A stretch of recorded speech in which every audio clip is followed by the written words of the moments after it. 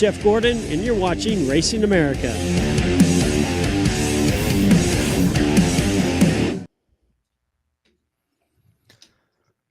Well, indeed. SHIT. So happy it's Thursday, live on a Thursday night edition of the Revved Up Sports Show, the show that started it all. Showtime Bobby Chappie down south, Rodney Rodriguez up north. Welcome to the Thursday edition of the show. Mr. Rodriguez back in the audiovisual consultation studios finally this week on a Thursday night. How you doing, sir? Good man. And thank you for, as always, buddy, for being flexible. Some of these things, they just kind of sneak up and gets to be a little out of control, and had some soccer duty that I had the last couple of days. You want to talk about rabid fans? They crazy, aren't they? Race fans need to watch them. Holy smoke. The match that we were working at, I mean, it just so happened that we're in Texas, and it just so happens that Mexico was in it. And Mexico's like at the top of their group. I mean, like a favorite to win the World Cup. And God, that is some freaking emotion right there. It's crazy, right? Don't worry about today. I spent all day at the pool, so I may have done a little day drinking today. So yeah, no telling what the hell I'll say today. You're looking a little red right there. Red, yeah. I got the arms all nice and red. Little farmer's tan thing happening. Yeah. It's I've got that going too. Nothing wrong with some date. I got home and I had to get. I'll tell you offline because I don't really want to go into details and offend anybody. But I had like a horrible parking situation last night at the end of that match over there at AT&T Stadium. It was just terrible, I was ready to chew barbed wire. But anyway, it was quite the mess. And I don't even know why I brought that up. I guess because I'm still pissed about it. But yeah, Thursday show, man. And the thing about it is, I think the good thing about doing it, I guess it really didn't matter what day we did it this week, is there's so much to talk about. I mean, there's so much that went on across short track racing, across, national stuff. It's just a lot. This was some kind of weekend that we just went through. Yeah, locally though, not a lot unless you owned a boat, a canoe, or a kayak. Yeah. For us locally down in, at least in South Texas, south of say Waco, everybody pretty much got rained out from the only remaining pavement track there in Houston to all of our local short tracks here. So, but on a national scale, yeah, they lots to talk about, especially with the race involving Mexico there in the beautiful city of Mexico City. Lots of things to see and do on the NASCAR front, and that big news still coming out.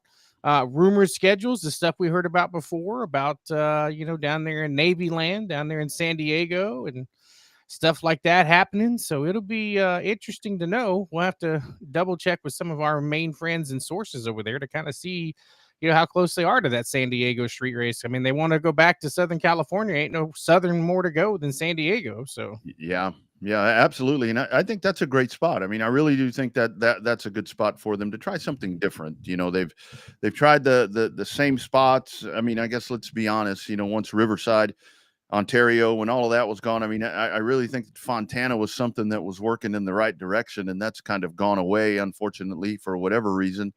And I don't know the timing of that, where it really seemed like those last few races at California Speedway were the ones that were, I mean, I thought it was really trying to take it to the next level, but I guess you have to get people in the seats, and that's a discussion we'll have later. We've got some short track streaming news in Texas to talk about, and kind of not so much about that particular situation, but just kind of what folks' thoughts are, with that, because it does bring up a good question. But we do need to mention down our way over here, and it's I guess it's not actually in Texas, it's in Arkansas. We've got the Mike Parker Memorial that's going on, and for all the folks that have asked and that have reached out on X and all the different stuff about what is a factory stock, another big one coming up this weekend. Yeah, another big one. They're kind of lined up here for about the next 3 or 4 weeks in a row. When you end up factoring in the summer shootout down in my track down at Texana coming up on July 11th and 12th. Lots of big time money, $5,000 to win for the Texana show. Not sure on the Mike Park Memorial. It's up there. It's a pretty good payday there for the factory stock. So they've got a couple of big time purses running around here the next couple of weeks for sure. I think that one's only 10,000.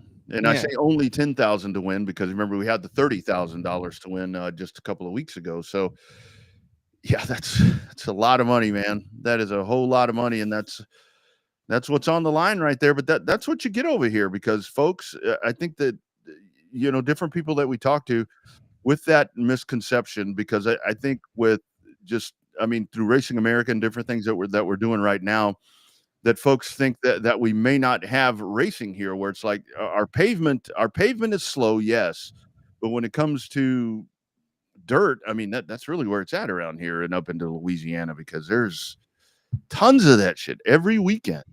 Tons of those cars. I mean, you got to figure on any given Saturday night in the great state of Texas, Arkansas, Louisiana, and even in Oklahoma, because now they got the USRA sanctioned factory stocks as well. There's going to be at least 20 cars in that factory stock class at every single dirt track that races on a Saturday night within South Texas, North Texas, Oklahoma, Louisiana, and Arkansas. It's pretty crazy the amount of factory stocks that are out there. There's not a lot of factory parts left on a factory stock. It's a frame, body pretty much stock appearing.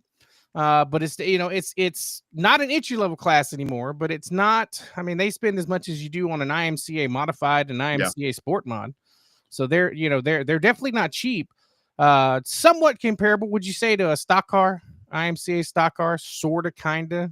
Yeah, I'd say probably the main difference is, and this is where I really go back to with what we have here as a factory stock, to where it's like when you look at the motor rules, although the motor, and here's kind of okay, well, let me finish that thought. The motor rules, if you look at them, depending what set of rules that you look at, if you're a racer, you're like, okay, that's a budgetary minded class, because everything with the initial intentions, but now there's different variations of motor rules. For example, there are some where the initial factory side, I mean, you didn't run headers. I mean, you couldn't do any of that with the exhaust. Some rules now you can run headers and so forth. So there's variations of it, but I would say, but the IMCA stock cars still have them, when it comes to suspension and so forth, because you see, like the stock cars, they're the ones that are three-wheeling, where the factory stocks, you do see that very uncomfortable body lean, where whatever, but still, the whole thing is, and the tire thing, obviously is something that we talk about. So those of you not familiar with that, one of the initial inceptions of a factory stock, it was like, okay, we're going to run asphalt pull-offs. Asphalt sloppy seconds is what we're going to run. And but now they've gone to grooving and they've gone to their own racing tires. So but yes, they look like IMCA stock cars, I guess. They do, but they're their own unique animal.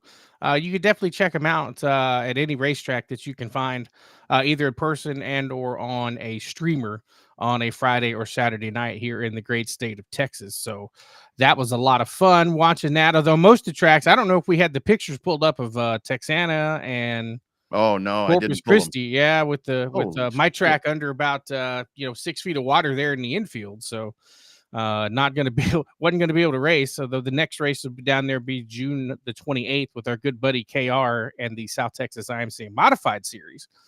So we will have fun with those guys and gals as they come roaring into the Flag City, USA, little bitty 5,000 capacity Edna, Texas.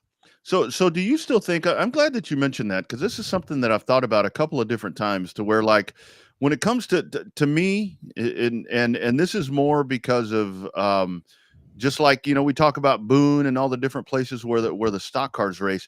So, and let's just talk about our general area, about down here, because up north, I mean, again, those people are going to say we don't know what a factory stock is because they don't exist over there, and if they do, they're not what they are here. But, like, do you think here that if you wanted to get to the upper echelon level where you were going to be a dirt track stock car driver, the best that you could, highest in value, whatever, do you think it's still the stock car, or has this is a really good question. We should have put this on the social. Or do you think that the factory stocks have replaced them just because of the purses? I think it's just because of the purses. I mean, because you've seen guys move over from other classes that used to run big mods, guys that run USRA or USMTS modifieds are now running the big money shows for the factory stocks. those guys are coming over, guys and girls coming over. You got the people that run late models now coming to run the big shows. So I think that the factory stocks, I think, is your competition level, especially at the big shows, is so incredibly high that there's a chance that, that's why the purses are so big, because there's so many different people that can win those races now. It used to be 4 or 5 guys tops. Now you've got 15, 18 guys and gals that can win one of those big money shows in the factory stocks. So that becomes a challenge for some of those people that were looking at it. We've known guys that have raced locally, IMCA limited sport mods for 15 years, since the inception of the class, that sold their IMCA sport mods and moved to a factory stock. Mm-hmm. Yeah. So what Bobby was talking about, as you guys know, Bobby, the race announcer there at Texana Raceway Park, and this is kind of just a little look at that is part of the parking lot and part of the pit area. The second fence is the pit area, where that second light pole is the start of the pits. Yeah, and the bar ditch right there. I mean, there's the problem. And then you take another look right there. What is that? That's that same spot. Well, opposite direction, part of the pits and part of the parking lot. That is behind the main grandstand. That is the pit. That is the pit area right there. That's looking over from the that's looking from the top of the tower behind me, but that's previous shot before that was looking off the booth, or the cook shed, the cookout area. So so we got that one. I mean, take a look right there, friends. That's the front stretch. That's the birdcage right there on the top side. That was Texana Raceway Park. My goodness. Oh man, these things. I've kind of always joked, and it irritates the dirt people, to where it's like you got a stock pond is what you got right there. And it turns into it right there when you get a flood like that. Oh, yeah. Yeah, it was not good, which unfortunately makes 3 weeks in a row, or 3 race weekends in a row, that they've ended up having to either cancel or reschedule. So not good down there for the racers. But, I mean, obviously, the problem is we needed the damn rain.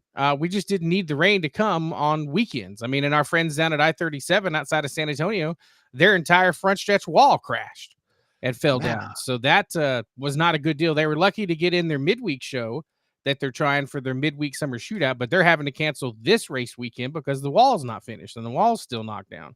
Yeah. Like the entire front stretch wall that holds up pit lane, because they're one of those tracks where the cars come out between the stands and the pits right there on the front straightaway. Their entire wall fell down. So they are not in much better shape. Didn't have as much rain. I think that they didn't have the lake problem that Texana had, but I think that they got enough rain where it ended up messing up that wall relatively good. Yeah, that was like really weird to see. We'll see if we can get you that right there. I don't know exactly how well we'll be able to see this. I'll see if I can enhance it just a little bit right there. So that is your that's your front straightaway wall at I-37 Speedway in Pleasanton. As you can see right there, it's just come apart from the earth. And I mean that's old school concrete barriers right there. I mean that's not any of this flimsy, Armco barrier or none of that. And that's what they were greeted to. And kind of another shot right here of it. I mean, there it is when they took it down and to try to spearhead and put this thing back together. Because the thing about this is, Bobby, you couldn't ask for worse timing for this kind of stuff to happen to a racetrack, because you're like knee deep in the middle of your season. And I think the fortunate thing is for 37 is that it probably won't rain until November again. But now we're getting into unless there's a tropical system, we're getting into the dry months here in the great state of Texas. Yeah. So that's kind of what's been happening around here in the state of Texas when it comes to just racetracks falling apart. And we've got another one in Corpus that the same thing. I mean, but I have to tell you, like you mentioned, I mean, it was just effing genius what Corpus did, where they turned it into a mud run. It had to rework the track, but they were able to turn it into an ATV and side-by-side little fun run there for the infield and stuff. But I mean, they were talking about reshaping that go-kart track in the middle of the track anyway. Apparently they're going to put bank on it, which the only thing I can see that's questionable about that is, what are you going to do if you get a car running through the infield, pulling off to the infield and hitting that bank? They're going to fly like a Bo and Luke Duke right there when they hit the infield. And honestly, the thing is, and again, I'm not in racetrack, whatever. Neither are you, but it's kind of one of those things. I mean, to me, that's just another pond. I mean, that's another stock pond right there. If you're going to kind of build that up, but that place right there is just kind of just the way the tracks are designed. I mean, that's just what tends to happen, because the problem here is the ground is always so dry. And when you get any accumulation of water, it's going to sit for a little bit, then start seeping, and then it's gone. Have you seen Texana lately? I mean, I bet that was gone relatively quick. All things Relatively quick. considered. I have not seen the new pictures. I've just been in contact with Monty about just making sure the track will get ready in time for the they shouldn't have any, with the, unless it becomes another downpour, which nobody's anticipating here in the next couple of weeks. It'll be set up and ready to roll there for the STEM series when they come in and running there on the 28th. Absolutely. Friends, our show is live as always, so you can feel free to comment if you're checking in on one of the Facebooks or one of the YouTubes, or I don't think you can on X. I don't think you can actually tweet on X, but what you can do is there on that page or on that forum or on that thread, you can actually drop comments there. We try to check that just as often as we can. Our show presented by Audiovisual Consultations in the Round Rock, Texas area. All of your audiovisual consultation needs. And then, of course, our friends at On Demand Shirts, the official T-shirt, cap, and so forth provider of the Revved Up Sports Show, of BC, of me. They will hook you up. Check them out on Facebook, On Demand Shirts. They have a shirt or a cap or whatever for all of your needs, and they'll do it at a very much more economical, budget-friendly price point than you'll find with some of the other different folks. Be sure and mention Revved Up Sports Show. If you dive on there. Again, that is On Demand Shirts. Check them out today. Feel free to comment on those threads like we were talking about. We did have guests lined up for the week, but as the week kind of started falling apart, I thought we may have one today. We'll just kind of keep that open just in case he does jump in. Don't want to say the name, because it's going to be kind of disappointing if he doesn't, but that's okay. I totally get if he doesn't. I saw that they added a race this week, so that's probably going to take care of that. So we'll get Excuse me for a second here. I got a little four-legged friend that's trying to jump on the desk to get some airtime. No, here. it's all good. Hey, let him, man. We need all the help we can get. It's kind of one of those things where it's like, kids and pets. And of course, kind of my thoughts these days are leaning more to the pets, where it's like the pets are the ones that are going to be able to show the show stealers. So Normally he is when he's on the wide view. yeah, absolutely. Yeah, that's right. We do kind of change the views up just a little bit. So you guys feel free to comment there if you would like. Kind of back to those race results, just kind of mentioning some stuff to button up last week. I think probably, I guess, in my opinion, once everything was said and done around here, the biggest, I guess, most prestigious part of the weekend ended up being, as it a lot of times usually is, with Kennedale. Seemed to have a really good show that was going on. Blake Clark wins in the eye stocks. Jared Bransom, Michael Dabney, Jacob Perkel there. And again, Kennedale is another one of those racetracks where folks ask a lot when it's like, I want to come down to the state of Texas. And it does seem like a lot of times they're going to the North Texas area for some reason. That's definitely a Texas racetrack you want to check out. Yeah, definitely right in the heart of the Metroplex. Mm-hmm. Just literally right in the middle, between Dallas and Fort Worth, right there. Definitely one of the more luxurious facilities there. Grandstands are beautiful. Pit stands are nice too. So they're definitely one of the I wouldn't say bucket list, but definitely if you're a race fan in the general vicinity on a Saturday night, that is definitely one track that we recommend checking out. Yeah, absolutely. That one in Rocket Raceway Park is another one in Petty. That's definitely one that you want to probably try to get by. That one's very ongoing, to where that one just continues to. Kennedale's pretty established. Rockets kind of go, what? I don't remember. What was that called before? I don't remember what it was called. But they've got some really big stuff coming up there as well. So those are two that you want to check out. Now, if you're coming south this weekend, our friends at Cotton Bowl Speedway, and actually, if you go out there, you'll see the Revved Up banner on the backstretch over there. Cotton Bowl Speedway Racing, that is one of the fastest Texas racetracks that you're going to find when it just comes to sheer speed. I mean, that's a true oval there. It's probably, I guess that is the newest racetrack around here. And they have the Southern United Sprint cars that are coming in, and it just always their client base of racers and fans. I mean, it's like when we talk about racetracks need new fans, Cotton Bowl's got the same ones that have been racing in Austin for about 80 years. I mean, it's people just keep showing up, and that A not that lot of our old friends from back in the yeah, pavement days still yeah. either racing the dirt track or attending the races that we know, from years Mhm. past. So Yeah. lots of good things happening with our friends and partners over at Cotton Bowl Speedway in Page, Mhm. Texas. Yeah. RaceCBS.com for all your schedule information. Yep. And as you mentioned, Bobby, Houston, the pavement track rained out, and again, I think it's kind of that's a no winner a lot of times when it comes to that, to where it was an early call that was made to say let's not try to race, because it was. I mean, the weather was horrible around here, but I think by the time you got to Friday night and Saturday, you probably could have run, but the decision had already been made because, like we say here, I mean, people are all going to the greater Houston area because there's no other pavement track. So you have to be cognizant of that part. They do with, there's not, as strange as it sounds, in Houston, there's not a lot of Houston local racers running at HMP. A lot Yeah. of them come from outside of San Antonio because that was a hotbed for pavement racing for 40 years. Some of them come from the Austin area, hotbed of pavement for, 50, 60 years. And then they get some guys, from the Metroplex, Dallas, Fort Worth, that try to come down and come over.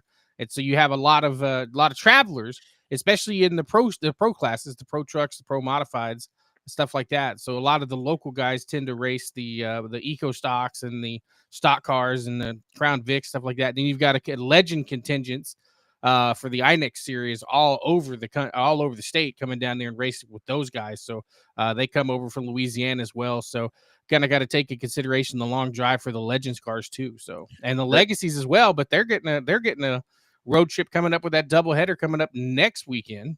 There it is, Right on there. key with Five Flags in Mobile next weekend, along with the Modifieds and Mayhem racing there at Mobile for sure. I think they run doubleheader for the Modifieds too, Friday night and Saturday night there at Five Flags in Pensacola and Mobile.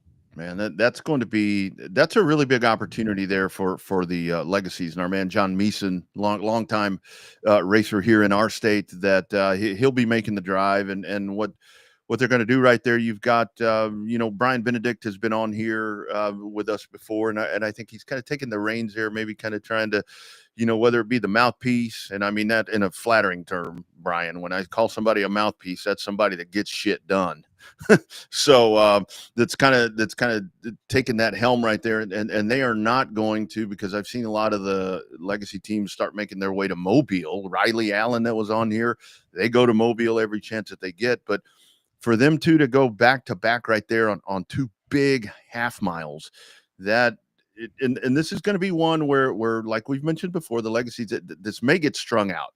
I mean, it may, I don't know, but these little cars are sharp. These are some sharp looking cars. And the beautiful thing about it, what you'll learn about this class, and they'll be on the center stage next week. You're going to catch them on Racing America, to where it's just the different, where you've got the guys like Meeson and Knotts and Benedict that have done this for so many years. And then you got the youngsters, and it's just, and they all come together and they just genuinely enjoy racing with each other. And that they're going to have a really good time on that little trip down I-10, I think. I think they will. A lot of them is going to be their first trip down to Pensacola. Yeah. They've run Mobile a few times.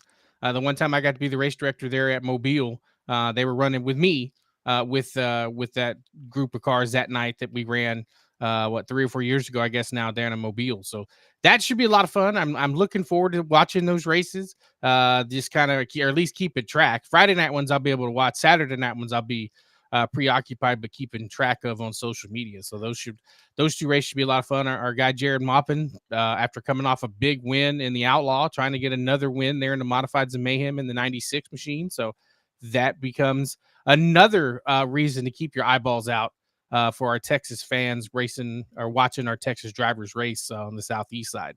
I'll tell you what's going to be interesting for me is that I think it kind of changed around here now that we're solely back in Houston when it comes to pavement with asphalt, to where Houston has the wall all the way around it. The teams that have been over to Mobile, obviously Mobile, one wall along the front stretch, and then it's pretty much open pasture everywhere else. I mean, if you go off in one of them corners, you're Dukes of Hazzard, man, because those things are banked so high. And on the back stretch, I mean, there's nothing back there till you get to the billboards. But I mean, for these guys, it's going to be, when you get to Pensacola on Friday, remember, there is a wall there. This one has a wall, and it's kind of like the San Antonio one. It's not very forgiving. Sturdy, doesn't move a whole lot. Yes. This one absolutely does not move. San Antonio probably moves a little bit right now if it's even still up. But yeah, looking forward to that for those guys. That's a really cool thing.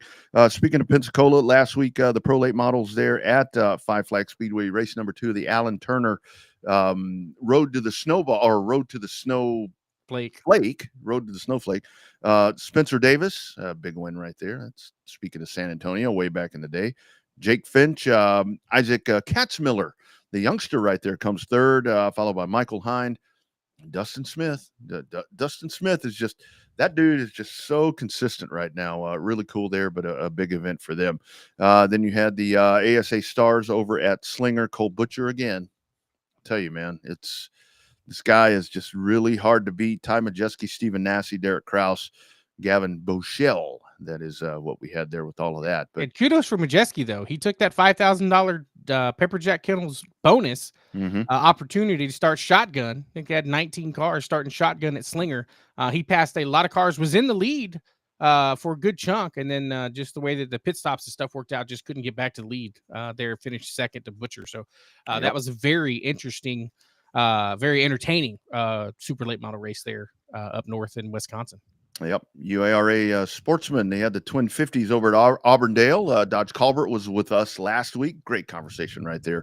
Archives at RevvedUpSportsShow.com as well as on YouTube. Couple of seconds for Dodge, just padding the point lead. He had a really nice point lead going into that.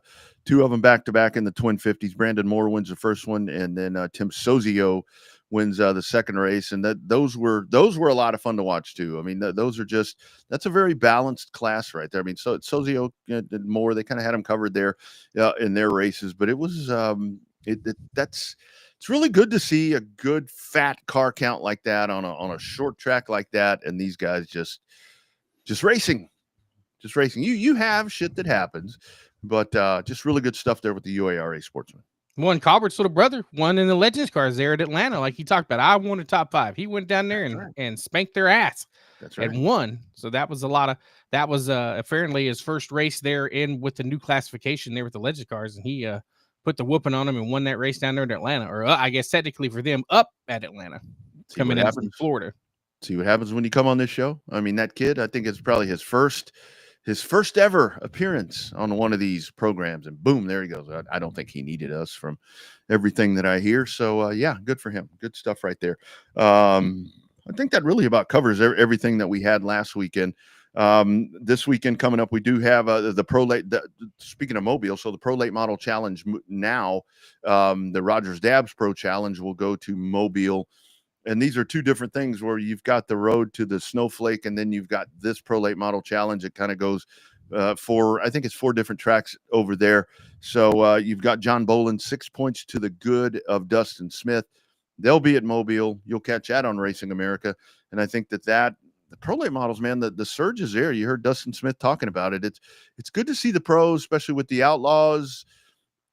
I don't think we really have the balance in all of it yet. And I made a statement the other day where it's like, the super late models and the pros are making a comeback. And I had somebody from Dirt text me and say, oh, yeah, but you ain't getting 147 cars.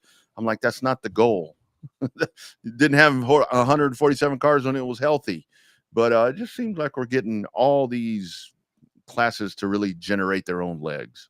They are, to a certain extent, and I think that the pros, I think everybody's understanding exactly just how expensive it is to run a super late model nowadays. So a good alternative, and it's still a training ground. It's still a developmental series for your next round of super late model racers, but just a little more cost effective, if you will.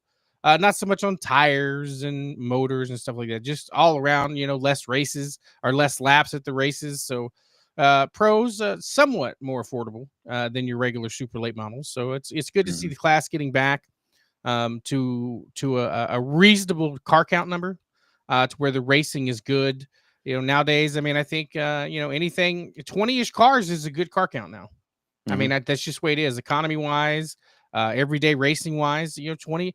Everybody complains, oh, you got to have short fields and all that. Realistically, the way things are, the average cross country, probably 20, 25 cars max per.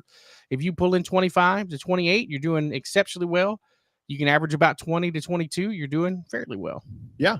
And the difference is when it comes to, like we were talking about, factory stocks down here, that's always going to draw more. There's a lot more money. There's a lot more of them. And that really is, it's its own little beast right there to where it is different. And like I mentioned about the comment about, well, you didn't get this many cars, that there still doesn't need to be the whole this versus this. I mean, it needs to be, it's like you need to support each other. Like our man Jared Mappa, when he's not on pavement, he's going to go find a dirt track and race and that. And I'm not saying that drivers need to do that, but it doesn't need to be kind of back to Tony It's not Stewart. an us versus them thing like it was Right. 10 years ago. Yeah, and it's not which one is better, because I mean, look, I will tell you point blank, and as much as I love dirt track racing now, and am a fan of it and so forth, I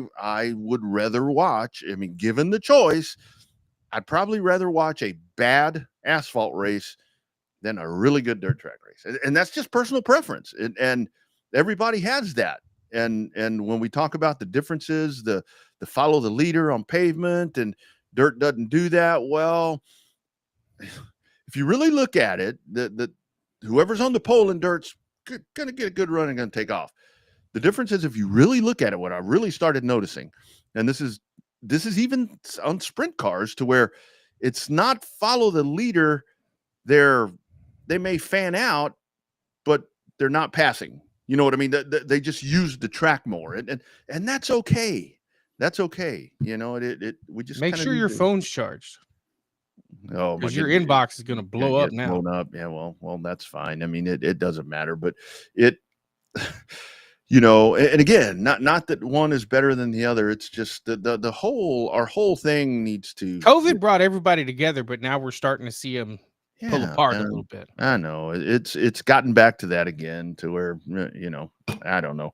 But anyway, your live thoughts, we'd love to hear them. Be sure and drop them in the chat right there. Before we hit our couple of hot topics tonight, which are short track streaming. We always talk about streaming on here. Streaming is probably going to be a topic each and every week on this show, just FYI. So because there's always a revolving door of different things that are happening, and some stuff happened here in Texas that we'll pose the question to you guys and give our thoughts. And then, of course, got to talk about Mexico with everything that went down there. But before we do that, how about a quick shout out to our friends at My Race Pass? Welcome to the My Race Pass app, the #1 app for motorsports fans. We want to make sure you get the most out of your My Race Pass app experience. With your new free account, you can use the My Race Pass app to see race day information, including event entries and official lineups and results for over 600 organizations across North America. You can also see track information and purchase online event tickets for select tracks. With your free account, you can also search for a track or series on the My Race Pass app and favorite their profile to receive news and race day notifications on your mobile device. To see more information and to see which app subscription is best for you, be sure to visit getmrpapp.com. My Race Pass, the ultimate racing resource. Yep, snazzy tool right there. You also get, I don't know exactly what all goes into it, but you can get the announcer feed as well, which will directly lead into our next point. So we had a situation. Well, I guess it's turned into a situation in Texas, to where there's in the Texas area, to where there's a race streamer in Texas, Race On. Formerly Race On Texas, that has done just a great job. I mean, the company's grown. When they start, 2014, 15, something like that. Yeah, right there towards the end of the 2010s. Yeah. And they've done they rule the market here. I mean, there's not anybody else in town. I mean, they do it well, and they cover almost every racetrack, and they set up a model to where it's like with revenue sharing and so forth with the racetracks, and all of that's in place. I mean, there's financials that I don't know and probably don't want to know. I mean, they do a really good job. But Bobby, this week, 2 of their racetracks decide that they're not going to do it anymore, citing the reason being, saying that, I guess using my own word here, that it's detrimental to the front gate with streaming. And we've mentioned that before. Does that really, in your opinion, you've been around this as long as anybody, damn, you're old. Does that really affect it?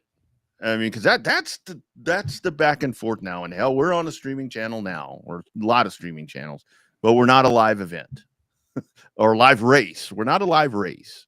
Nobody's coming to sit in our grandstands here. I think that it affects it to a certain extent because you can use ourselves as an example. Because it's a 4-hour ride from here to Houston. From my house to Houston is almost a 4-hour ride when you factor in traffic in Houston. And I like asphalt racing, and I love the people in Houston, know them all. Used to be the announcer down there for a while. But it's a whole lot easier to plop down in the lounge chair, flip on the streamer, and watch that racing when I'm not doing anything, by not announcing, not doing the pit side reporting, not doing the post-race interviews, and just watching from a fan perspective. It's a whole hell of a lot easier to park in the Barker Lounger, and the bathroom is 30 feet away, and the fridge is 25 feet away, and it's not hot as Hades. It's about 72 degrees in my living room or my man cave studio here where I watch the races. So I can understand that to a certain extent, but I also understand somewhat the need for it with some of the comments that we saw there on social media. Grandma lives 5 hours away, can't make the drive, wants to watch us race. I have family out of state, can't make the drive, want us to watch us race. You and I both have particular racetracks that we like to stream. I mean, you watch the racing at Mobile just like I do. Mobile and Pensacola. We don't always drive 12, 14 hours to get over there to watch a weekly show. We watch it on a streamer. But it's that fine line between your local audience and your traveling audience, I think, is making the big difference. Yeah. That's, in my opinion, where you have to figure it out. Your hardcore fans are going to be there regardless. We talked about that. Your hardcore fans at every single racetrack, from the time the gates open, they're sitting there, to the time the last checkered flag drops, they sit there. They're involved. They have they may not even have relatives there. They're just known to be there every week, sit in the exact same spot every week with the same chair. But on the other hand, I think that becomes the challenge to where you have to engage your local market. I think that the streamers and stuff have a tendency to keep your out of towners from coming. But I don't know how much any streamer has the effect on the local track level. Like I've used the analogy before, I sit in my man cave on Friday nights and I'll watch the action from Marshalltown Speedway in Marshalltown, Iowa. But if I lived in Marshalltown, Iowa, I need to get my ass to the racetrack. I don't need to be watching it on a streamer. Yeah. I think that's where more, and the 2 tracks are the HMP Oval track in Houston that we were talking about, and the South Texas Race Ranch in Corpus. I think, to me, where this would relate more would be more to Corpus, because Corpus is a little bit easier to navigate than Houston. Because when we say Houston, it's not like, okay, here's Houston. Houston is like this. I mean, you've got suburbs of Houston that are Houston, Sugar Land. And I mean, out there where the racetrack is, to me, that's not Houston. That's way the hell out there. And then, Humble. Yeah. Yeah. Galveston. I mean, all the different places. I mean, when you hear Humble, all you really hear about Humble is their baseball team and the ponchos that's still there. I mean, that's really all you hear about Humble, but that's where that racetrack is. But it's like maybe with Corpus, to where it's like the fans across town, maybe would be able to make their way over. But the whole thing is now it's just so easy to not go. I mean, and like, you and I, we were hanging out on Saturday, and then that was fun, by the way. We need to do that more often. Kind of one of the things that we were talking about was just, about racing and shit. It's like, you get so accustomed to just watching whatever. It's like, I kind of don't miss going to the racetrack, and like you said, around here with heat and all that and driving, I mean, I'm perfectly fine at home. I mean, if I want to get into all the gossip and all the bullshit going on behind the scenes, I'll just get on Facebook, and it's just like being there, but I'm drinking a beer and doing it at home. So I don't know if it hurts the front gate, because I think that folks just don't want to go anymore. And I see it as a luxury, but I do see you can't beat the on track experience. But at the same time, Bobby, this is where I don't. If I'm going to go to the racetrack, I want to go to the racetrack. I want to watch racing. I don't want to watch long ass intermissions. I don't want to watch nothing. I don't want to watch nothing. I can watch nothing at home and watch something while I'm watching nothing. So I get it, but it's really hard to get people to get there. Well, and the other part too is the element of the racers. We all raced, and we all wanted to. Back when we raced, there towards the very end, we've had the very beginning opportunity to watch our races. Right, Yeah. we had to wait 2 weeks to get the DVD from the video guy that sold the DVDs. Right, that's how we got to watch it. It wasn't instantaneous when you go home, flip on the streamer, and watch your race. I mean, we used to do it I still do it when I announce. I don't usually do it the night of when I get back, because it's a 2-hour drive from my house to Texana. But I still drive through it, and usually by Sunday or Monday, I'm watching, just buzzing through the replay to double check my announcing, just double if there's an action that I remember that I wanted to see. There's another race I wanted to see, because you only get a chance to recall so much when you're announcing. So, I understand the racer's perspective. They need to have an avenue of being able to watch their races. Everybody wants to watch himself race. That's how you learn, or you end up having a questionable call. You want to make sure that if you felt you got the wrong end of the stick, you want to sit there and find it. If you end up having a bad crash, you're going to want to replay it for your friends and family. So I understand I hate to use the word necessity, because it's not a necessity. It's a luxury to have a streamer. Yeah. That I can understand the luxury of having it as a racer, wanting to watch your racing over again. And I think that's a missing element. But I have a feeling that the streaming with the current model that was down at those two racetracks, I have a feeling it's such it's something that, as bad as I say it's a luxury, it's still something that you got to have to a certain extent. And I think they'll find a way to make something happen. But I just think that it's, it has to, everything at a racetrack has to make financial sense. It is a business. Because it is your hobby doesn't mean it's somebody else's hobby, especially on the management side, the ownership side, and the promoter side. It is not a hobby to them. It is a business. It has to make sure there's a reason why they call it Black Friday, because you write your ink in black when you're not losing any money. You write your ink in red ink when you lose your ass. Most promoters here lately in the last 24 months have begun to lose their ass again. That's why racetracks shut down, because they're not making financial sense to keep open. I mean, it's no different. If you want to go out and drink every night at a bar, that's great. If that's your hobby, that's great. But you know what? When you run out of money, you run out of beer. Mm-hmm. Because that is your hobby. That is not your business. The bar is in business to make money.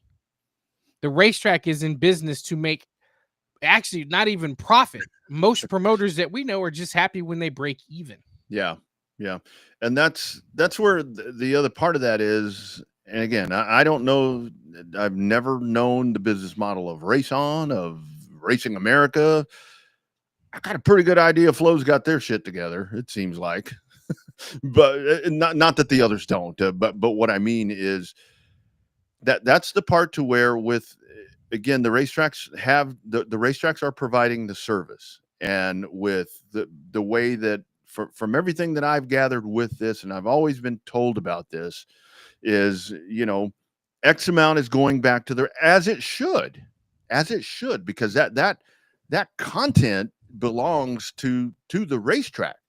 You can get to where, I guess maybe you get a two-sided argument to where a streamer or whoever, a provider, can say, well, that's true, this is your content, but I'm taking it and packaging it and doing whatever, and I'm doing all these different things. I don't give a damn. I mean, that yes, that there can be a fee involved in that, as there should be, because to produce this show, commercials, whatever, there's money involved. And the whole thing is, I mean, if you get to where you're producing stuff for free, it's probably a shitty content is what you're getting out of this. But this is where the racetrack does need to have a piece in the pie. And that's where you go back to, is the racetrack really losing butts in the seats? Probably not, but it is adding exposure for the racetrack that the racetrack should be compensated for. And depending who you ask, it's like, I'm not getting compensated. You are getting compensated. And that's their business to figure out. But that's where I don't know if this is something that's about to start, and where it gets so complicated. Because I remember when we were with Houston and Mobile, Gina ran her own streams and just did them for free, absolutely for free. But she did have people that would donate that. Hey, I want my emblem on that stream. I want my logo on that stream. Boom, here's money. So this, I don't know. I think that this is one where, but here it's definitely caused a lot of concern. I think where it kind of sucks is on the pavement side, that it had to come to this point, and it's the one pavement track. So I don't know. I don't know what the resolution is. Well, I just think it becomes, an ability to be able to. It's so hard to give your content away for free. Well, we know firsthand about that as well, giving your content away for free. But it becomes a challenge to where you just have to justify where your bottom line's going to be. I think that's the key, right? And that's because it ends up being, every racetrack is different. Some racetracks I know break even at 1,000 people.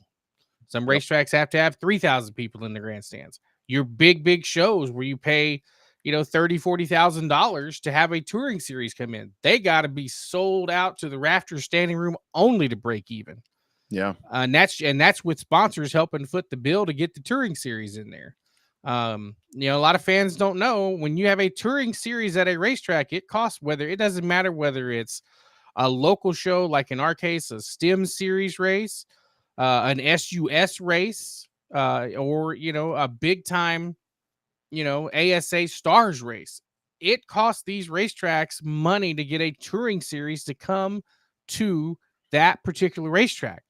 So you multiply that in, chances are the streaming numbers are a little higher when those cars are in town.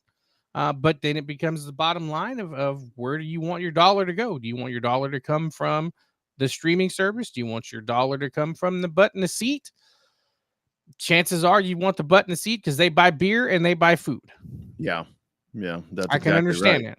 Yeah. Because if I'm watching from home, a certain amount of my seat from my Barker Lounger or my man cave seat ends up going towards the racetrack. But every time I go get a beer, every time I go get a sandwich or a burger, racetrack didn't make a dime off of that.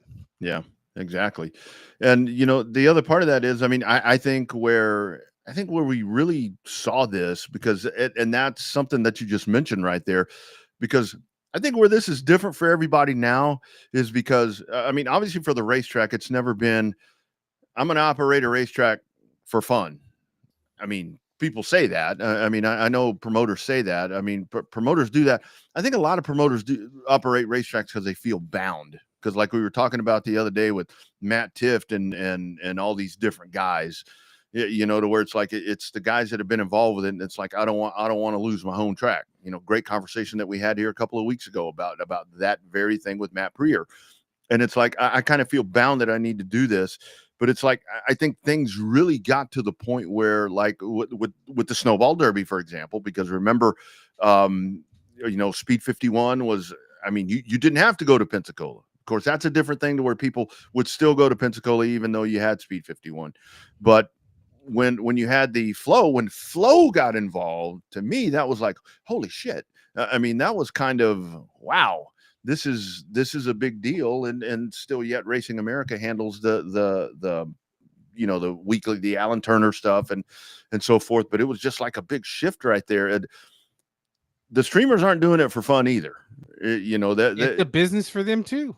I mean, there's a lot that goes into that. So how the revenue sharing and all that works, I mean, I don't know. I mean, I hear on replays and clicks and all of these different things, but when it comes to you know, I mean, I go back and watch races from a long time ago, and it's like, I mean, should the racetrack get paid for that? I guess, you know, I don't know, but you know, it's funny. All this happens here right around the time that we got Prime with all the questions about streaming, and it's just, it's a whole different world, man. It's a whole different world from getting VHS tapes from Vicky Askew.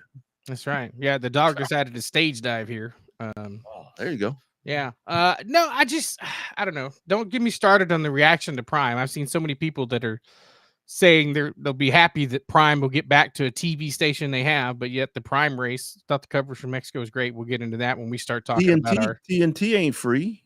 You still got to pay extra money on cable. Problem is you don't realize that you're paying for it because it's part of your cable package, right? Your necessity.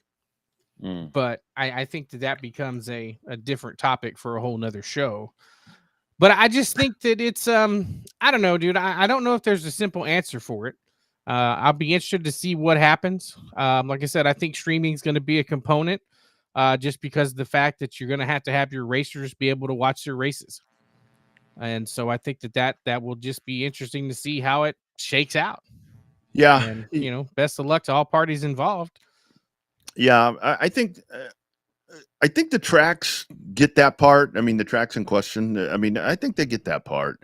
But now it's the whole thing is to where it's like, because I do understand. I mean, if I want to watch South Texas Race Ranch, odds are I'm not going there unless I'm working, which I'm not doing a lot of work along those lines right now. And the same thing with Houston. And the whole thing is, if I'm on the road, you know, and I see Cotton Bowl, our speedway, you know, closest to me, Waco, I mean, KSP, you know, I'll check in, and that's a nice luxury. But I think Cotton Bowl's a great, and this has become a Texas conversation now because that's where these things started happening. But let's look at Cotton Bowl, for example. What Cotton Bowl has done is they've gone in, and I know that there are other things that happen in that room where they are, but to me, and again, we don't know the splits or whatever you want to call them, revenue sharing. We don't know any of that. But like Cotton Bowl, for example, Bobby, you've seen it more than I have.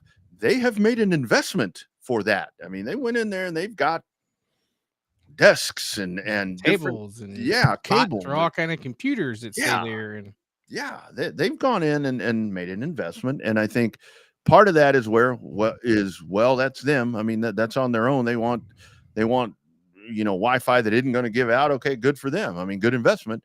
At the same time, the streamer plugs in and goes, you know, so I don't know. It's a good back and forth. I just see it from every point. Which I guess is the luxury that we have. We get to see it from all sides because we talk to everybody. Yeah. Yeah. I mean, a great example is when it comes to racetracks where they have connection problems is where people are running off of hotspots and all that. I mean, I see it a lot of times from different people that are doing different things to where it's like, well, our hotspot, whatever the case, our hotspot had a blip or whatever. How do you upgrade that? You go in there and you put Ethernet ports in and you have wired connections, but they don't put themselves in for free. So that costs money too. Yeah. Starlink ain't free. Yeah, no, absolutely not. I mean, everything. I mean, in this room right here, I mean, I'm hardwired in here, and sure shit is going to drop right now. But I mean, I'm hardwired in here because I was tired of shit dropping, and so. But I'm using it, so I don't know. It'll be. And it ain't free. It ain't. It is definitely not free. And they're digging more holes. Are they doing Google fiber out your way, or you already have? You probably we have AT&T fiber here. Yeah, I have Frontier fiber and Spectrum something, but the Spectrum sucks, so we went with AT&T. You know, it was so funny because when I had Spectrum here, I mean, it was actually great. I mean, I moved to the AT&T fiber because it was just I couldn't pass it up. But we had like door knockers and stuff when I got home off the road today, and it was like Google fiber is coming. So I'm like, great, another one. So I don't know. And again, that's more cost. That's more cost for whether it be the racetrack. But chances are where your racetracks are at, they're not going to have fiber services at the racetrack. That's true. That's very true. Very true. So we'll follow that developing story, I guess is, well, no, I guess it's not developing. It's done. Those decisions were made. On to Mexico. Pretty,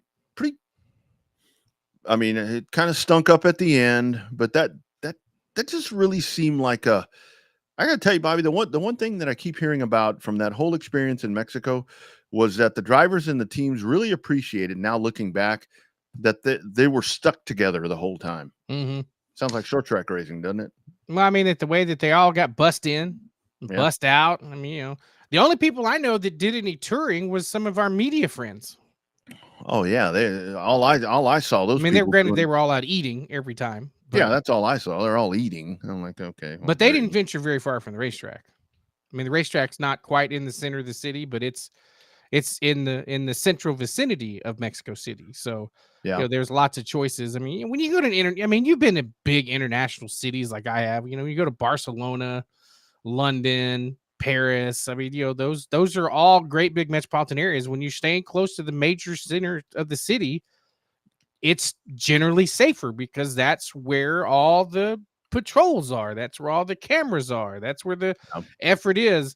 When you go down to Mexico to your tourist traps, those are generally safer areas. It's when you leave outside to take an excursion outside a ship. That's when it's not quite as safe because it's not as concentrated. Where your people are going to be has a tendency to be a little bit more secure. Yeah. It's just that simple when it comes to travel. Yeah, they're going to do the most to take care of you because they want you to come back and they want you to spend your dinero there. So, well, that's Mexico. But I mean, and the other part of it, I know that there was a lot of with the logistical stuff. And look, that was stupid. Yeah, and this is something new. I mean, you can prepare as much as you want. I mean, you can. But things are going to happen. And the whole thing is, I mean, if you really look at this, I mean, the logistical stuff, yeah, you were going to a different country, but I mean, the logistical stuff, that wasn't Mexico's fault. I mean, it was somebody else's fault, I guess. I don't think it was a Mexico plane, I don't think. But those things are going to happen. But kind of my whole thought with that is, hopefully this was kind of something for the teams and the drivers to where it's like, damn, we got it good. We got it good. This is like, they were traveling like regular people this past weekend, right? I mean, like you and I, your flight gets delayed. What do? Jack shit. You get on Facebook and complain. That's all you get on Facebook and bitch about your flight being delayed, just like we do. Yeah, get on the Twitter because you're not going anywhere. And so I thought that it was a little humbling for these guys, to where it's like, oh, okay, man, we what? No jet airplane? When they charter in and out of Concord. Yeah. That Concord Airport used to taking the chartered planes out of there. When you have to ride commercial like everybody else to get to a racetrack, it's interesting. Changes your perception. Yeah, absolutely. And I think that was something that was probably a good thing. And of course now, back to normal. I mean, back with the States again. But I just thought that it was just really good interaction. And I think the timing of it was with everything that was going on back here during that weekend to actually see that, I know all of these different things, but open arms, everybody kind of getting along. It's kind of cool to watch. I mean, they had that full-fledged Mexican military escort on the way down. Oh yeah, that was, ain't nobody. Which you knew was going to happen. I mean, of course, that's why the convoy only did 50, 60 miles an hour to try to keep everybody together. Yeah, there's nobody going to mess with those people, and I think, like we said, I don't know if we talked about it here. I talked about it on something else, to where it's like, say what we want to say about the cartel and all these different mean people over there. They're not dumb enough to go and try dumb enough to hit a event that big. Yeah, it's like, are you kidding me? I mean, you can say what you want to say, but those people, this is going to sound wrong, but those people pull off what they pull off because they're not dumb. And, that wasn't going to be the case with that right there. But I think that, to have, it was that camaraderie thing gets thrown around a lot. And that's really what it seemed like, just between the fans and the folks of the country and with the race teams and all of that. I was driving in today and I heard Noah Gragson talking about where he was like, something that was really different was, we would go out to dinner with other drivers or people from teams that hell, you walk by them in a cafeteria, you're not going to stop and talk to them. But we did, because we could actually communicate. So I thought that was really sweet. I thought that's pretty cool. I think other than maybe a few less people in the stands and what you and I both thought would probably be there, Yeah. I think it went best case scenario minus the ass whooping at the end by 15 seconds. Yeah. Yeah. I think that there was racing throughout the field. You had the drama at the end with Stenhouse and Hocevar. Lots of different stuff to be had with it. So, NASCAR thought outside the box. Do they go back? I think they go back again. I think it was successful enough to go back. NASCAR's on that 3-year plan. Generally, I think this will be the last year we have the Chicago street race, especially if they move the street race to San Diego. Will they end up going to Chicagoland Speedway? There's rumors of that. Track's still there in decent enough shape. Who knows? The question is where, and the problem is everybody's going to piss and moan that there's another road course race. Got news for you. That's the only place left to race. Yeah. Because of the fact there's not any extra ovals sitting around anywhere. Yeah. And nobody's going to build them. I mean, I think I heard something today as I was driving back into where there's an old, I don't know if it's a baseball field, football field, something in Philadelphia, kind of in the Philadelphia area, to where maybe Steve O'Donnell was talking about trying to find partners to buy that to turn it into a racetrack. But this would be like a permanent racetrack in the Philadelphia area. And I think this all came about because of with Pocono this week. But that's the only way that's going to happen. You're not going to have new racetracks that are built when folks like TMS, for example, when folks are like, NASCAR doesn't need to be at TMS. I'm like, yeah, they do, because the whole thing is, you're not that anything would happen to TMS, but let's just say that it got to the point where you weren't going back to TMS. What happens to TMS? Sure shit ain't an IndyCar race. For whatever reason, after watching Gateway the other night, I'm like, we need to be at TMS. Mm-hmm. But yeah, I mean, nobody's going to go out and build a new purpose. You're not building, and then you get the argument. Well, let's take them to Wilkesboro. Let's take them to Rockingham. Let's do this and that. Go back and watch the YouTube videos, because of the fact that Facebook deletes our videos after 30 days. The full video archives are on YouTube.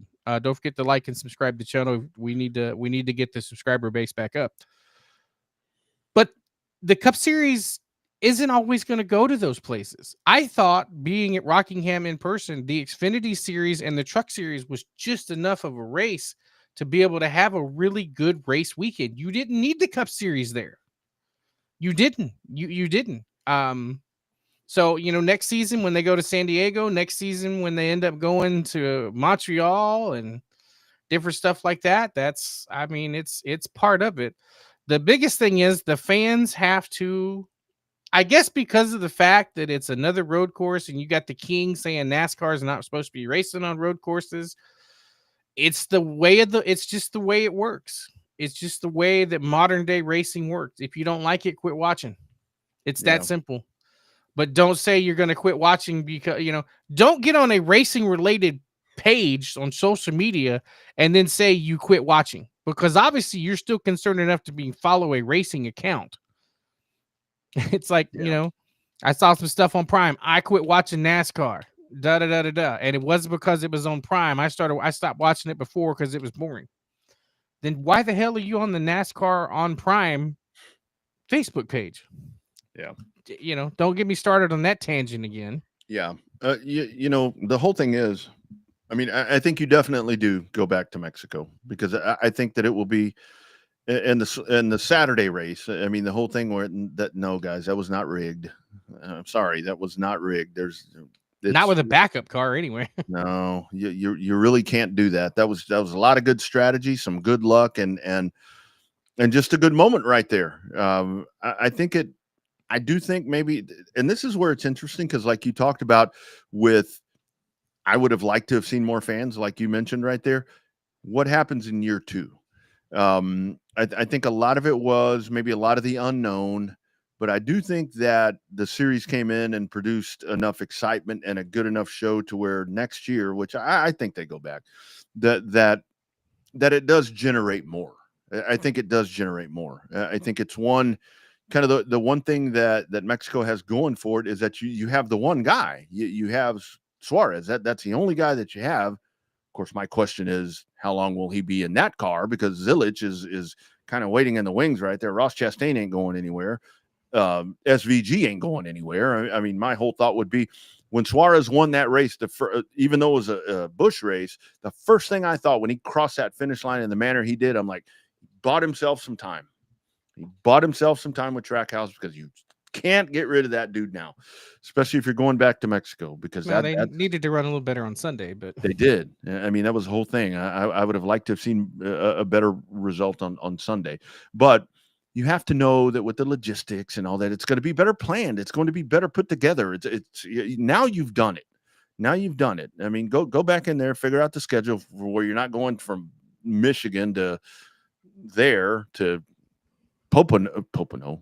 Don't go from Michigan to Mexico to Pennsylvania. That just don't make no sense. Yeah. I was talking to a fella the other day. I think it was Monday before I left, and it's like, the answer's simple. You run COTA and then go to Mexico. I'm like, you can't run two tracks like that.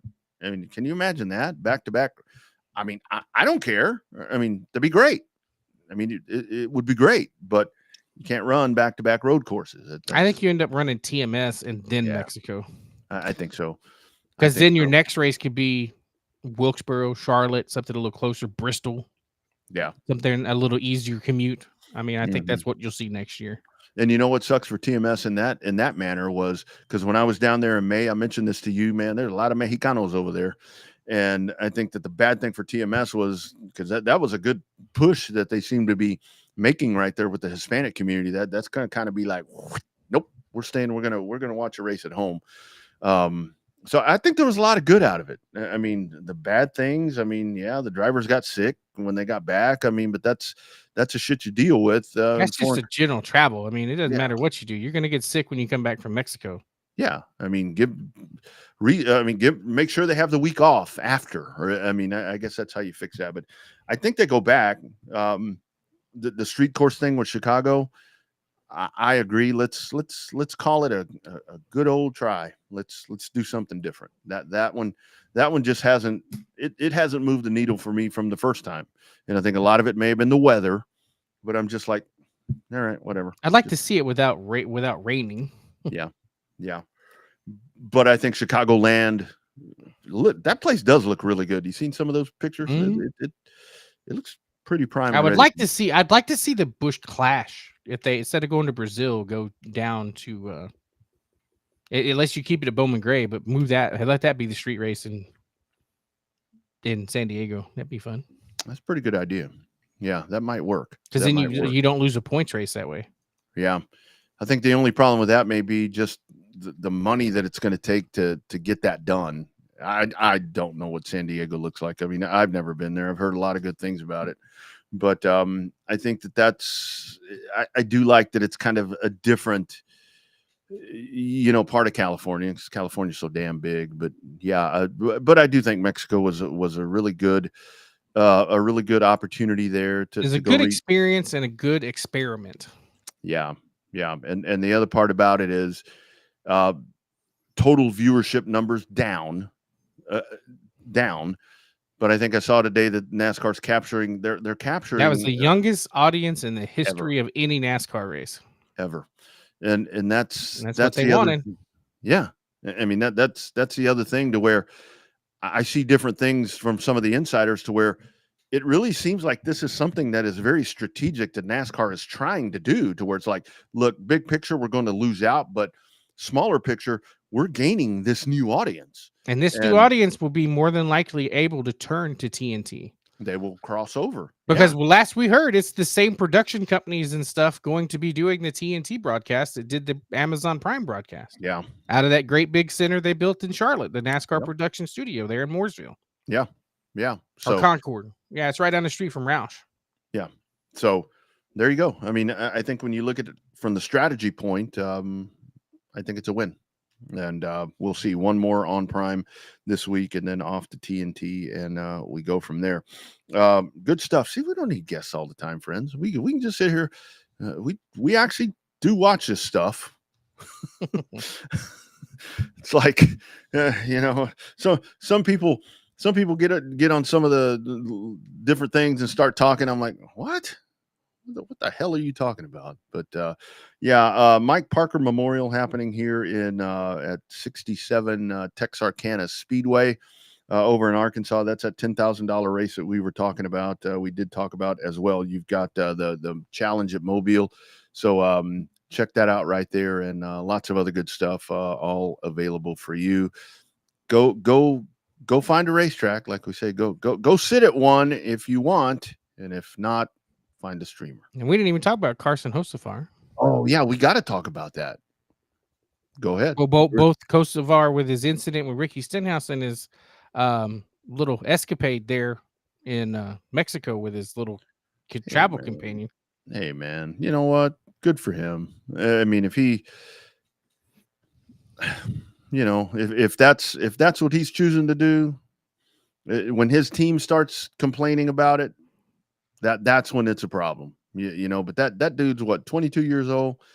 I am a little tired of the whole, well, I'm 22 years old. Come on, man. You've been trained. You've been trained for this moment. They've spent a lot of money to make you ready for this. Quit using that. Just don't say anything. I think a lot of times is what's better. I think they're missing the boat though with Stenhouse not selling shirts. To say, I'm going to beat your ass when we get back to the States. And I do want to say to that, with it's like, well, Stenhouse is full of shit because he didn't want to beat his ass there. Do you know what Ricky would still be in Mexico jail? That's right. I don't think you want to go on especially there. You don't want to go over there because La Policía is going to get you. And they don't care about what happened at, where was that, Nashville, wherever that. They don't care about that. What they saw was a guy beating the shit out of somebody. And that's not something that's taken lightly over there. Yeah, no, it's not. Yeah, it could be two white dudes. I mean, whatever the case is, that's Ricky would not be racing in Pocono this week. So good job by him. Smart. Yeah. In the heat of the moment, very smart. But I don't know. I mean, but I mean, it was the team. It was Spire Motorsports that was the one that fined him. Yeah, his own team fined him the $50,000. Wasn't NASCAR. Wasn't the sanctioning body. It was his own team that said, oops, and it wasn't for the fight. It was for the derogatory terms. Yeah. And derogatory outlook towards Mexico. I think he called it a shithole or something. He called it a shithole. And that's, I mean, for one thing, that part of Mexico is not. I mean, there probably are parts, I'm sure. There's parts here. There's parts not far from me that could be called that. But that's where it goes back to the maturity thing. And again, this was on one of those streaming. What was that? It was like iRacing. iRacing. Oh, it was on Twitch. Okay. And that's where you have to have a better frame of mind, to where it's like, there's always a hot mic, and people are going to find this. You can think that there's not anybody of I hate to say relevance, but of in stature that's going to hear that stuff, but it's going to get out. Just ask Larson. And I mean, you got to be a little bit better than that. And I totally understand that, and good on Spire to do that, and the different things, and just kind of, I've heard the whole wussification of society thing and so forth. And I do tend to agree with a lot of that, to be honest with you. But look, man, it's 2025. You just can't do those things anymore. You know what I mean? Yeah. I see folks from different cities and different states where it's like, oh, that sucks, for whatever. It's like, well, what if he called your city that? How would you think? Yeah, you'd be pissed if you remember Barkley. When Barkley calls the women in San Antonio fat, that was an international incident. Absolutely. Not so much with Hocevar being an international incident, but I mean, I don't know. Yeah, they're being proactive, and the thing with Hocevar is he's got I don't know. It's just he's got to get his ass whooped. I mean, I'm sorry. There's no other way to fix it. And if anybody doesn't think Ricky Stenhouse will whoop his ass, needs to watch the video from Wilkesboro and him and Kyle Busch. Yeah. It definitely is where he's messed with the wrong guy.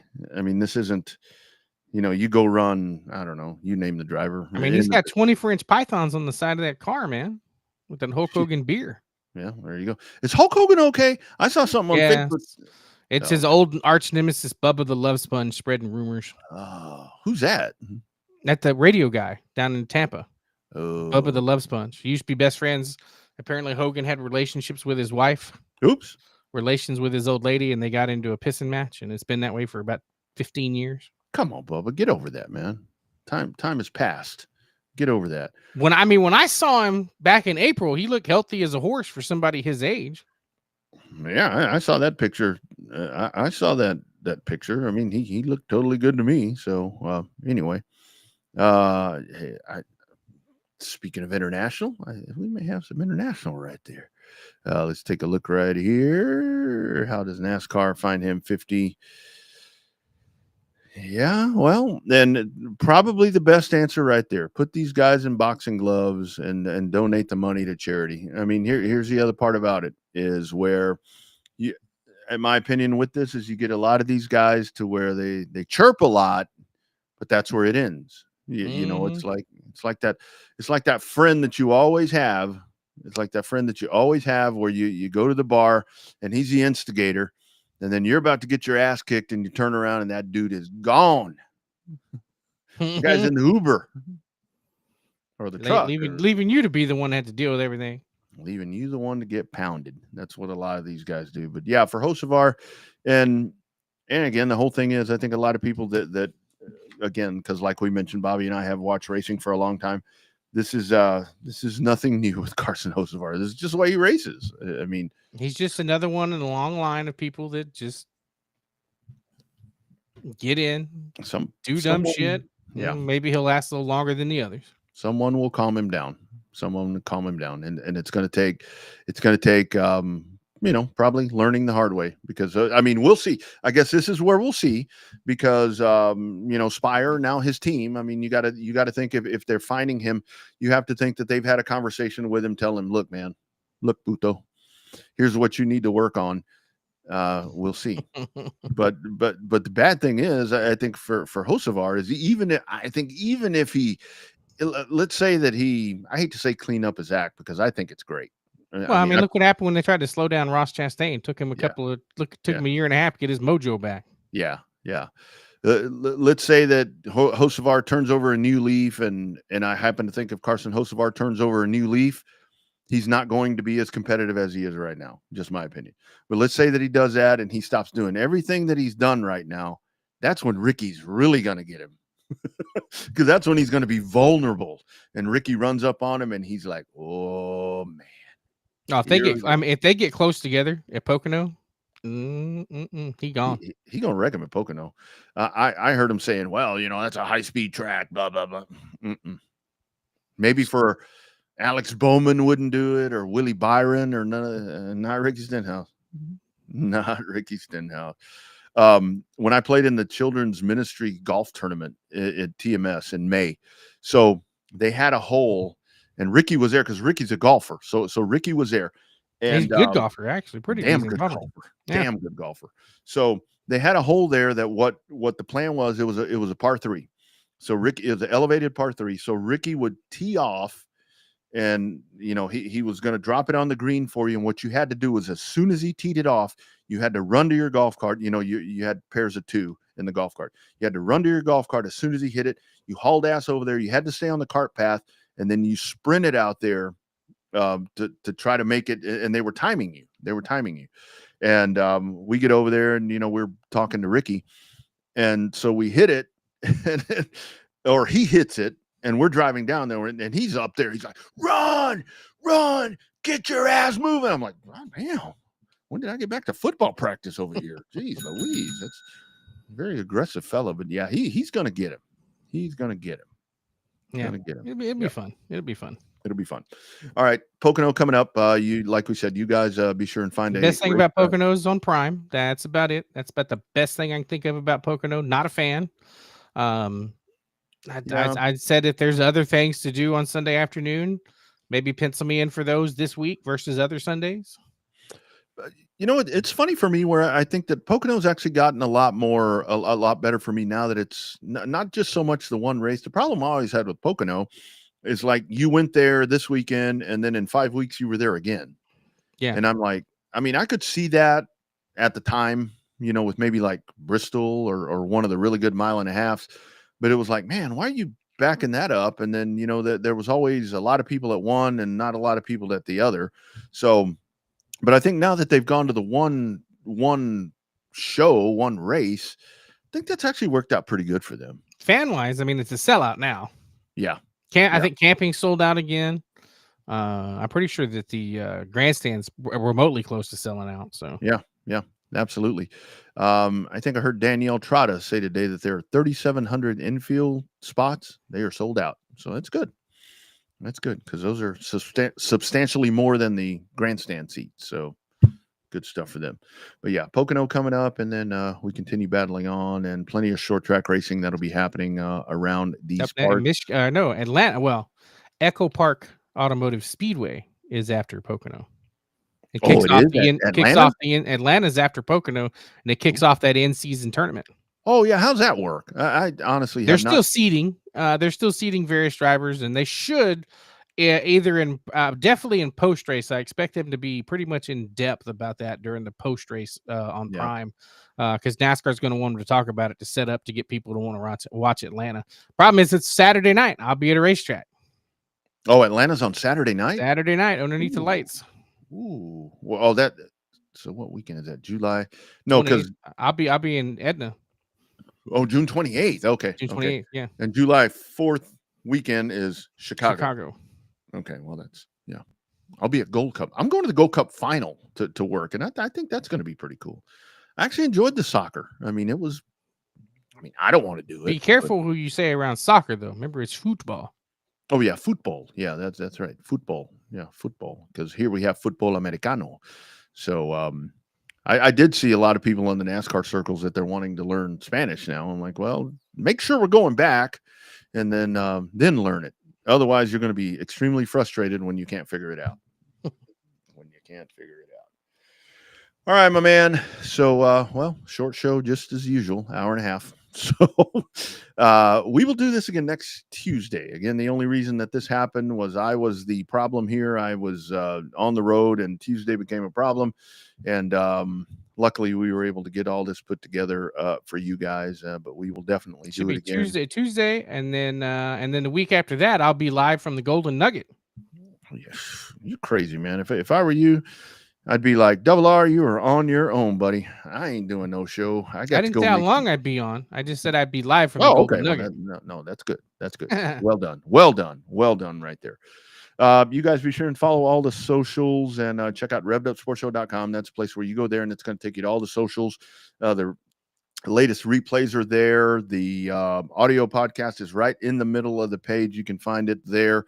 Also, if you go to whether it be Spreaker, whether it be iHeartRadio, whether it be Apple iTunes or Google Play, just search Revved Up Sports Show, and you'll be able to, on that app, you can listen to every episode right there. Including the old school ones. You got with the NASCAR Hall of Famers and everybody. Got the real old stuff on there.